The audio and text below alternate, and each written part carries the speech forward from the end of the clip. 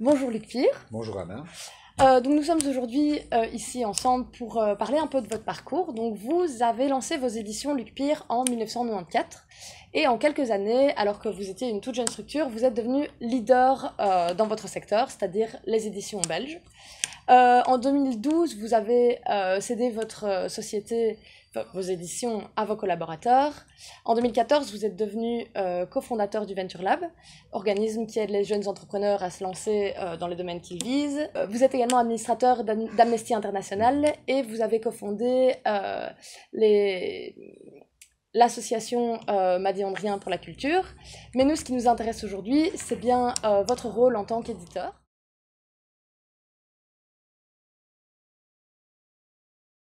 Quand vous avez commencé en 1994, vous n'étiez qu'une petite structure avec quelques titres par an. Mais en 5-6 ans, vous êtes devenu leader sur le marché belge, ce qui est très intéressant. Alors, notre question aujourd'hui, c'est comment est-ce que vous avez fait et quel service de promotion avez-vous mis en place pour développer si vite votre structure d'édition? D'abord, volontairement, je ne me suis pas mis sur deux secteurs. Donc, quand on dit j'étais leader, c'est dans le secteur que j'ai occupé. Et volontairement, je n'ai pas été dans la bande dessinée, qui était occupée depuis des dizaines d'années par des grosses structures performantes et chouettes comme Casterman, Dupuis, Le Lombard, etc.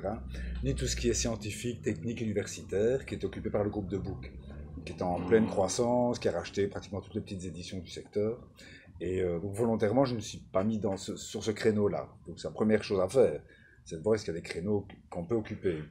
Et alors, ce n'est pas un hasard, c'est qu'en même temps, le créneau que j'ai occupé, c'est celui où j'avais, grâce à mon passé, de l'expérience.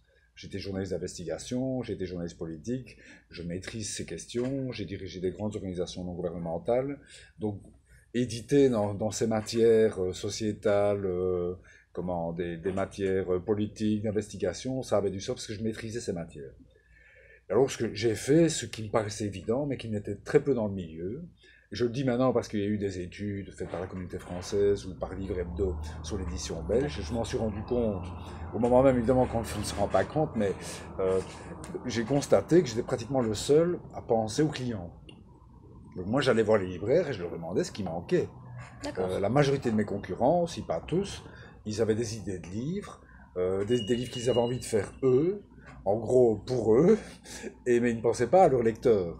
Et moi j'ai inversé, j'allais très fréquemment, comme je ne peux pas rencontrer les lecteurs, mais je rencontrais les libraires qui eux sont en contact permanent avec les lecteurs, très fréquemment je demandais aux libraires, tiens qu'est-ce qui manque pour le moment.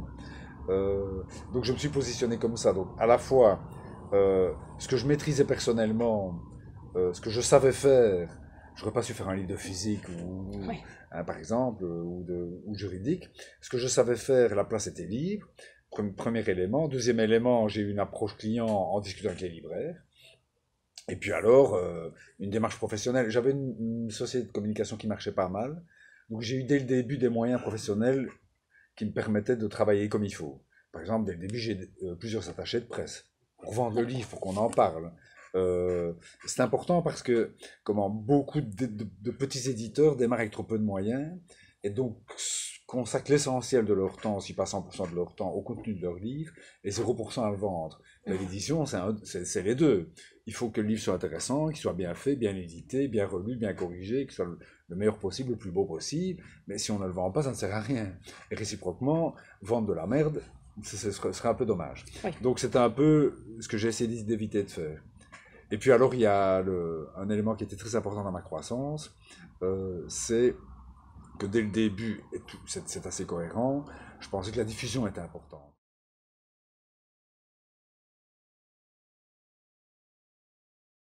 Donc, la diffusion, c'est une structure qui va aller proposer les livres aux libraires. Mais si la personne ou la structure qui propose mes livres aux libraires n'est pas compétente, ne lit pas mes livres, ne les connaît pas et ne les vend pas avec enthousiasme, c'est la cata. Et pour les petits éditeurs, c'est très difficile parce que, comme ils sont petits, ils n'ont difficilement accès aux grosses structures professionnelles. Et ce que je comprends, parce que les grosses structures professionnelles, des tout petits éditeurs, ben, c'est un problème de rentabilité. Je comprends, je respecte les gros. Et donc j'ai eu la chance d'être accompagné, et on a eu une croissance commune, de rencontrer Mark Penning en 94, qui est un jeune diffuseur, qui distribuait lui-même de manière artisanale ses bouquins.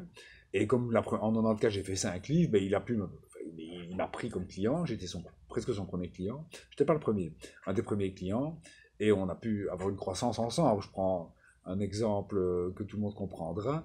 Le premier Pierre Kroll que j'ai édité, ça marche très bien. La Fnac de Liège tombe à court. Ben, le jour de Noël, Marc est allé avec sa voiture en déposer lui-même dans les rayons. Ben, sans lui, ben, je ratais peut-être 300 ventes ce jour-là. D'accord. Et puis il m'a accompagné dans la croissance. Au début, il diffusait, évidemment, il continue à diffuser lui-même, mais il distribuait lui-même. Puis quand c'est devenu trop gros, j'ai pris un distributeur. Marc a gardé la diffusion, dans ce qu'on appelle dans notre jargon les libraires de niveau 1, donc les vrais libraires. Et le distributeur a pris en diffusion les autres, les marchands de journaux, les grandes surfaces, etc. Ça a été très important.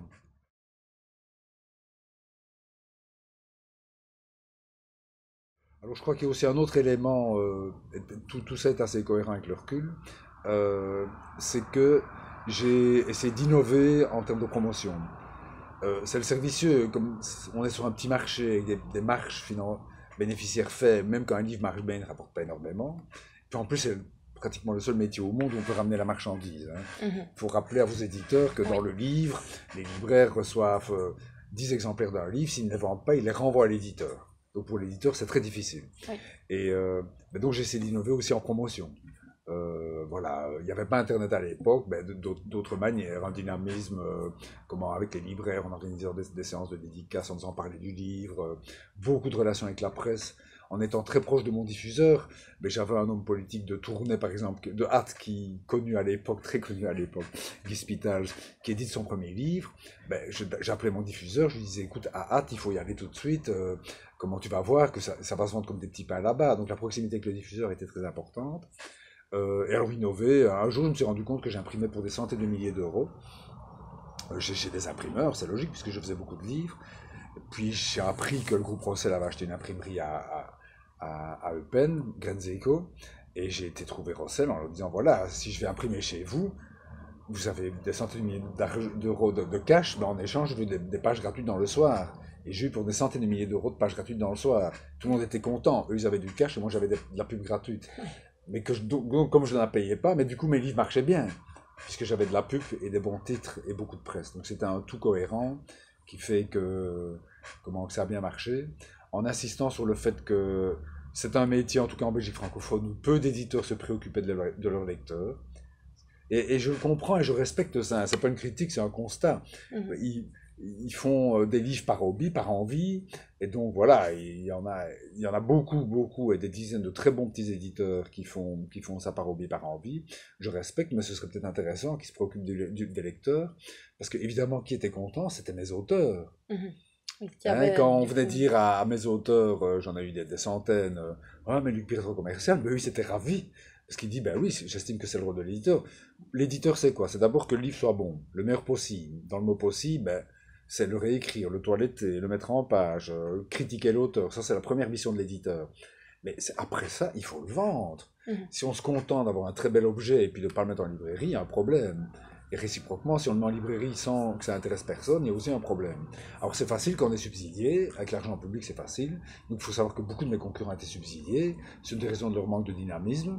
C'est une raison pour laquelle, notamment, ils ont fait faillite parce que on est subsidié, c'est l'argent public qui tombe, on s'en fout un peu de vente, on s'amuse bien, on a un chouette métier. Mais en attendant, c'est la dette que votre génération a sur le dos maintenant. Non, mais c'est vrai, c'est un peu facile d'avoir pompé l'argent public en disant la culture c'est important, on a besoin d'argent public, mais en attendant, c'est vous qui payez ce que ces gens-là ont fait il y a 30 ans. Il y a un problème.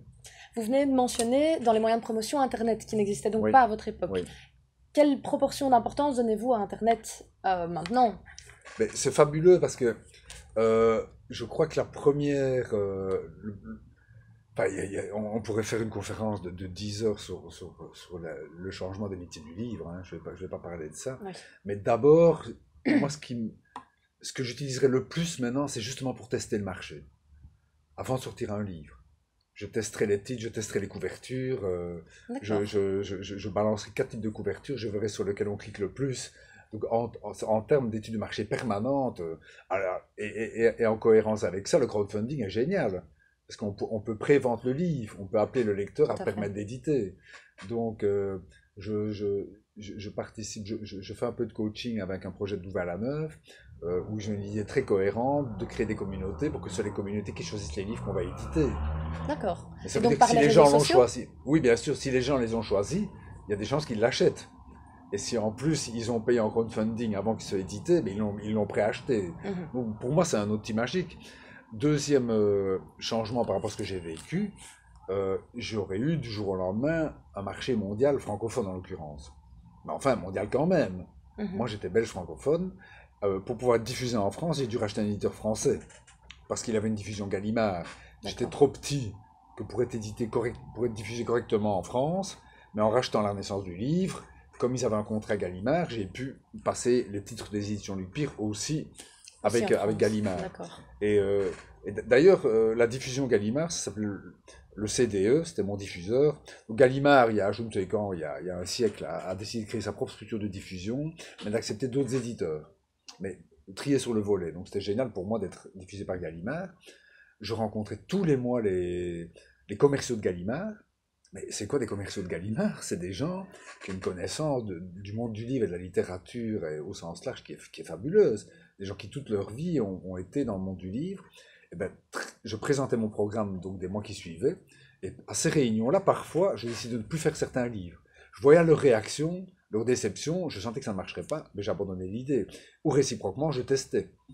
Mais D'accord. si j'avais Internet maintenant, je continuerai à discuter avec eux parce que c'est des gens de terrain qui voient les libraires, qui connaissent le métier. Mais en plus, je testerai en interrogeant le public. Et D'accord. comment ne pas mieux interroger le public qu'en vendant des livres qui n'existent pas encore? Tout Et à s'ils ne se fait. vendent pas, bon, on ne les fait pas. Non, c'est vraiment magique du point de vue de l'éditeur. Alors ça va révolutionner la chaîne du livre, mais je pense que l'éditeur ne va pas disparaître s'il fait bien son boulot, c'est-à-dire, un, faire monter en qualité les ouvrages, et deux, les vendre. Parce que l'auto-édition a toujours existé, ce qu'il y avait avant. Moi, j'ai connu des auteurs, je me souviens un mec d'Arlon, ils faisaient leurs livres eux-mêmes, ils avaient trouvé un imprimeur eux-mêmes, et ils allaient à leur petite caisse déposer chez certains libraires. Mhm. Mais j'en ai connu qui vendaient des milliers de livres comme ça, hein, Ah oui, quand même. sur la bataille des Ardennes, bien ciblé, bien déposé, et ça marchait pendant 20 ans, le type. Et tant mieux pour lui. Internet, évidemment, a fait exploser l'auto-édition, puisque c'est très facile de se loguer sur un site d'auto-édition, de se faire son petit truc, de mettre en page soi-même, même de le vendre sur Amazon, d'en imprimer si on a envie d'aller en déposer en librairie. Donc ça a multiplié l'auto-édition, et c'est très bien, mais ça n'a pas enlevé l'intérêt d'avoir un éditeur. Parce que l'auto-édition, ben, ça veut dire que son livre ne va pas être lu, pas critiqué, pas amélioré. D'accord, oui. Les meilleurs auteurs, je prends l'exemple de Jacqueline Hartmann, j'avais une très bonne éditrice qui reçoit le manuscrit de Jacqueline Hartmann et qui était embarrassée d'oser critiquer Jacqueline Hartmann. Et je lui dis, mais non, tu verras, elle sera ravie. Plus tu la critiques, meilleur va être son manuscrit. Puis quand ça va être imprimé, il sera marqué Jacqueline Hartmann, hein. Elle Ah, sera ravie que tu as amélioré son manuscrit. Et ça s'est très bien passé. Donc j'ai remarqué que les meilleurs auteurs étaient les plus ouverts à la critique. En d'accord. général, les moins intéressants étaient les plus fermés à la critique.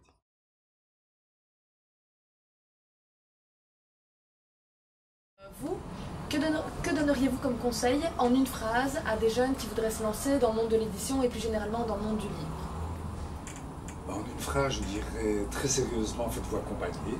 Des structures comme le Venture Lab, et il y en a d'autres, hein. C'est important. Innover et surtout valider votre idée. Donc c'est très important. Quel que soit le projet qu'on accompagne au Venture Lab, on leur dit, vous avez une idée, testez-la, posez des questions, validez. Donc si vous estimez qu'il y a une niche à prendre pour faire une collection de livres en langue ancienne, par exemple, bah, allez voir les libraires, posez-leur la question. Et puis faites-le, en innovant. D'accord. Bah, merci beaucoup et Merci à vous. bon après-midi. Bon après-midi. Ce qui est bien, quand on pose une question, je réponds en 10 minutes.